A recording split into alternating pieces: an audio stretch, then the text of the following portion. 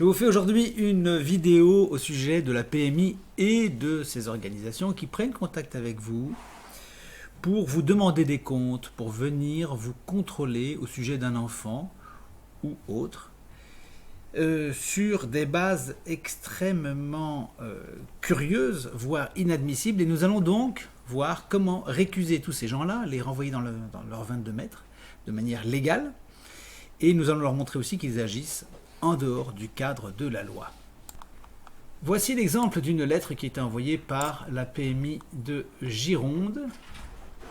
Une PMI de Gironde, parce qu'il y en a des quantités. Vous savez, je dis souvent que ces organisations pullulent. Il y en a des armées complètes, des milliers, des dizaines, des centaines de milliers. Et on a donc là tout un vivier d'électeurs que le système embauche. C'est des gens qui sont là et qui, travaillant pour le système, vont voter pour le système. Donc nous avons une surcharge énorme, surcharge pondérale bureaucratique. Des millions de gens travaillent dans ce genre de services, pèsent sur nos impôts et font de la République française le pays le plus taxé du monde. Donc cette armée-là, vous comprenez aussi pourquoi les élections ne changent pas grand-chose, parce que cette armée-là est dans le système, payée à ne pas faire grand-chose, si ce n'est souvent persécuter les gens, et donc assure le renouvellement, le conservatisme du système. Ça, c'était un bref préambule. Donc déjà, n'ayez pas trop de considération pour ces organisations qui pullulent, qui se contredisent les unes les autres, souvent, et qui n'ont pas cette légitimité que vous pourriez leur prêter d'emblée en pensant que, bon, ma foi, c'est l'État, donc c'est normal, je vais me justifier. C'est d'ailleurs un point extrêmement important pour vous, de savoir que vous n'avez pas à vous justifier vis-à-vis des fonctionnaires qui se présentent dans ce genre de démarche. Et nous allons le voir. Je l'ai dit déjà très souvent, vous n'avez à vous justifier que devant un officier de police judiciaire ou un juge. Tout le reste étant à votre service. C'est vous qui payez tous ces gens et c'est vous qui êtes les souverains, les patrons. Donc vous n'avez aucune raison de vous justifier devant ces gens-là. Et vous allez le voir, ne vous justifiez jamais sur le fond, ou très peu, et restez-en à de la pure procédure. Retenez bien ce que je vous dis, c'est très important, car c'est la procédure qui va bloquer ces gens et non pas le fond, c'est-à-dire non pas le fait que vous ayez raison sur le fond. Supposons, comme nous le voyons ici, que ces gens viennent parce que quelqu'un vous a dénoncé et, comme quelqu'un qui maltraite ses enfants. Vous voyez, c'est une dénonciation calomnieuse. Donc, si vous répondez à ces gens-là, « Ah mais non, je ne maltraite pas ces enfants, je vais vous montrer que tout va bien », vous restez sur le plan du fond et vous êtes cuit, parce que ces gens-là n'auront aucune difficulté à dire le contraire de ce que vous dites et leur avis vaudra au moins autant, si ce n'est plus que vous. Surtout qu'ils viendront à plusieurs vous voir. Et donc, étant plusieurs, ils vont pouvoir avoir une prééminence aux yeux d'un juge éventuel. Donc, étant 3 ou 4, soi-disant des spécialistes de la question, ils peuvent dire que vous êtes cinglé, que vous avez des problèmes, que vous maltraitez votre enfant. Et c'est ainsi qu'on voit des quantités d'enfants enlevés à leur famille, alors que ces familles sont parfaitement saines. En particulier, on enlève maintenant des enfants sains à des familles saines. C'est très particulier parce qu'on cherche, je crois, à déstabiliser la nation et à la détruire de l'intérieur. Donc maintenant, grande méfiance. Et on va voir donc comment recaler tous ces gens-là et les envoyer paître. Donc, vous avez quelqu'un qui vous écrit, comme ça, et qui vous dit, c'est Madame Musquin, vous écrit et vous dit « Madame, Monsieur, dans le cadre de la mission de protection de l'enfance, qui est confiée au service du département, nous avons été destinataires d'informations considérées comme préoccupantes concernant vos enfants. » Alors déjà, ça commence très très bien, puisque dans le cadre de la mission de protection de l'enfance qui est confiée au service du département, déjà, il faudrait qu'il le prouve. Donc, où est ? À ce moment-là, vous répondez, « Madame, Monsieur, je vous mets en demeure de me prouver que vous agissez dans le cadre de cette mission. » Donc déjà, vous agissez dans le cadre de cette mission. Qu'est-ce qui le prouve ? Y a-t-il une lettre signée d'un responsable disant « Madame Musquin est autorisée à agir dans le dossier présent ?» Ensuite, vous dites qu'il y a une mission de protection de l'enfance. Prouvez-le. Quelle est cette mission ? Je veux le texte extrait du journal officiel, et non pas d'une vague circulaire ou d'une lettre commise par un conseil général, un conseil régional. Journal officiel, attention. Qui est confié au service du département, encore un nouvel élément, prouvez-le-moi. Faites la preuve que c'est confié au service du département et lesquels services. Prouvez-le. D'accord ? Ça, c'est la loi. Ça, c'est de la procédure, vous voyez ? D'accord ? Nous avons été destinataires d'informations considérées comme préoccupantes. Remarquable. Voilà des gens qui avouent qu'ils agissent sur délation. ce qui se passait durant la Seconde Guerre mondiale, des gens qui faisaient des lettres, qu'ils envoyaient aux Allemands pour dénoncer le voisin. Voilà, c'est une délation dont vous avez été victime. D'accord ? Donc ils agissent dans le cadre d'une délation. Mais qui leur a dit quoi exactement? Vous pouvez l'exiger concernant vos enfants. Donc vous dites, madame, vous avouez agir dans le cadre d'une délation. Qui a écrit quoi? J'exige de le savoir avant toute autre étape et toute autre démarche. Afin d'apprécier avec vous le contenu de ces informations et d'évaluer les aides éventuelles à vous apporter, nous vous proposons une rencontre à votre domicile. Alors vous voyez, c'est formidable, on est là pour vous aider. Hein, on est là pour vous aider, on va vous apporter des bonnes choses, ça va vous profiter. Alors c'était vrai il y a très longtemps, la PMI à ses débuts avait parfois des missions qui étaient plutôt à l'avantage des familles et des enfants, parce qu'effectivement il y avait véritablement des cas. Or aujourd'hui on s'aperçoit qu'il y a une véritable glissade vers la dictature, où ces gens vous annoncent qu'ils vont vous aider et vous être favorables, alors qu'en réalité ils viennent ici pour vous nuire. Et ne serait-ce que ce que nous venons de lire suffit à dire que ces gens agissent d'une manière illégitime et moralement insoutenable. C'est scandaleux d'agir de cette manière et sans se présenter outre mesure. On devrait commencer par dire, madame, quelqu'un dont nous ne pouvons pas vous dire le nom prétend que ceci, cela, précisément. Pourriez-vous nous dire par écrit si ces faits sont exacts ou pas et nous donner quelques explications, si vous le voulez bien?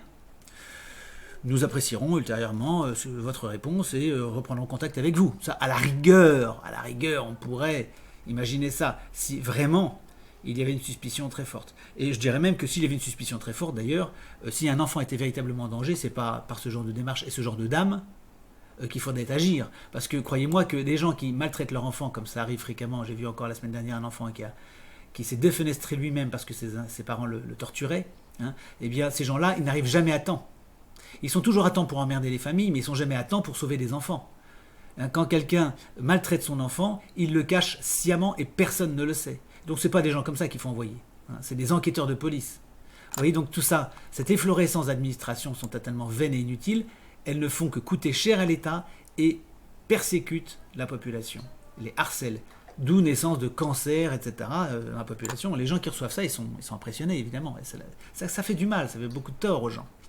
Donc tout ça, c'est du coup, en plus sur l'État, puisque ces gens-là, ils vont se retrouver en traitement, en chimiothérapie, etc. Hein. C'est peut-être ce qui est voulu, c'est ce que je prétends. Moi, je pense qu'on veut détruire les nations et qu'on s'y entend très bien pour ça. Mais si on ne le veut pas, on le fait quand même. Donc, dans ces cas-là, donc ces gens-là, ils prétendent venir à votre domicile et avec un tel et un tel, vous voyez, donc ils sont trois. Donc, vous serez toute seule. La plupart du temps, monsieur travaille, donc madame est toute seule à la maison. Même si vous êtes deux, eux, ils seront trois, donc ils ont le moyen de vous faire peur avec des titres assistante sociale et puéricultrice. Alors là encore, on vous dit je suis assistante sociale ou je serai accompagné d'une dame assistante sociale et d'une dame puéricultrice. L'épreuve. Alors dans ce genre de courrier, vous répondez, il ne faut pas se laisser faire, hein, vous répondez ce que nous indiquons dans notre document qui est fantastique et qui s'appelle Stop Signal. Je vous mettrai un lien sous la vidéo vers ce document. Dans ce document, on va réclamer un certain nombre de choses que ces personnes sont dans l'obligation de vous fournir selon la loi. Il y a toute une liste et nous allons les exiger.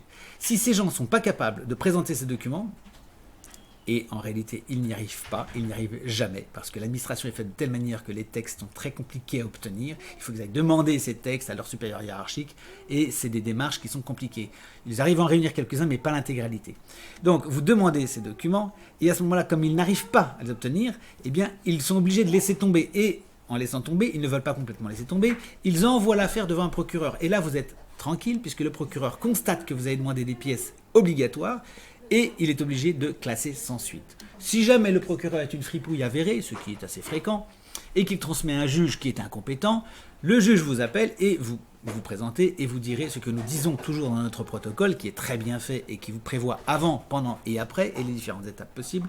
Vous exposerez que vous avez exigé un certain nombre de documents qui sont manquants, et que vous ne savez toujours pas ce qui a été dit à votre sujet, qui l'a dit, etc., et que c'est évidemment empiéter sur le droit le plus simple du citoyen.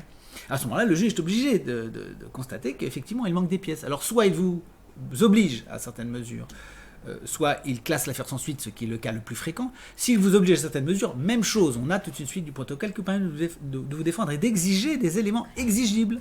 Et vous le direz à tort et à travers, je tiens absolument à rester dans la loi, je ne veux pas être hors la loi et je ne veux pas traiter avec des gens qui sont hors la loi comme vous l'êtes actuellement puisque vous ne fournissez pas les éléments obligatoires. Vous êtes hors la loi.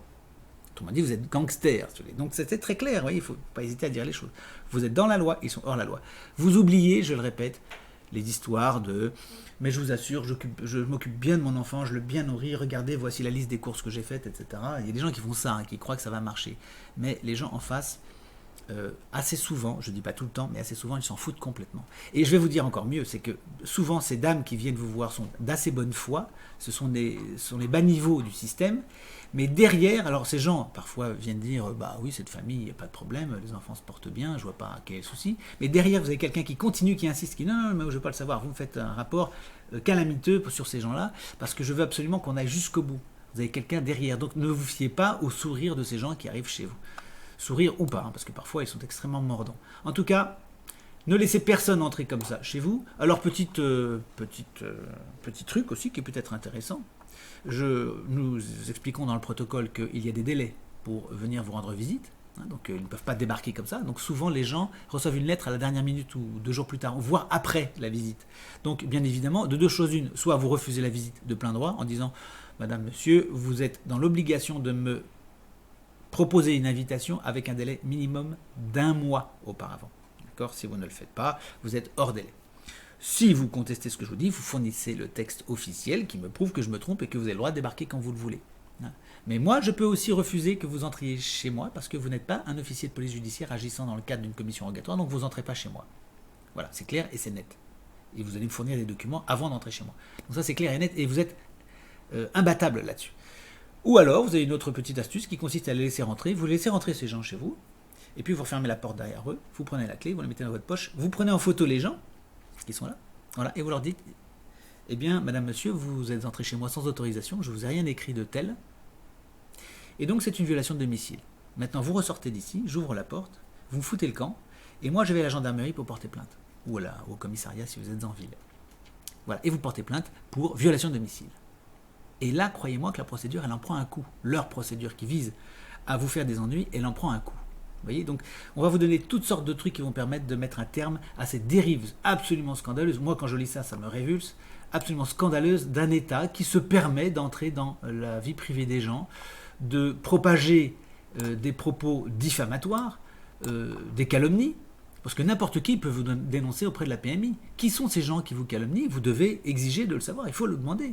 Qui est cette personne ? Parce que vous pouvez aussi vous retourner porter plainte contre ces personnes et contre la PMI qui propage non seulement des caractères à données personnelles, donc ça c'est une violation de la loi informatique et liberté, mais également des calomnies, des choses qui sont des préjudices. Donc il ne faut pas hésiter à porter plainte contre la PMI et contre la personne, plainte contre X, contre la personne qui aurait témoigné contre vous, plainte contre X pour atteinte à votre dignité, préjudice, et vous dites dans votre plainte qu'il y a un préjudice élevé avec un montant assez important. Vous ne dites pas que c'est juste pour le plaisir ou c'est purement symbolique votre démarche. Vous dites non, moi je demande, là il y a une atteinte à ma dignité, je demande 8 000 € de dommages et intérêts. Il faut demander des sommes importantes pour que les juges prennent en considération votre demande et à ce moment-là, eh bien, il va voir votre plainte d'un côté et leur démarche de l'autre, et ça sera très compliqué pour lui parce qu'il aura tendance plutôt à trancher en disant bon, je classe ensuite la plainte de madame et monsieur, mais je laisse tomber cette procédure parce que ça fait poids équivalent si vous voulez. Donc en général, c'est très souvent comme ça que ça se résout.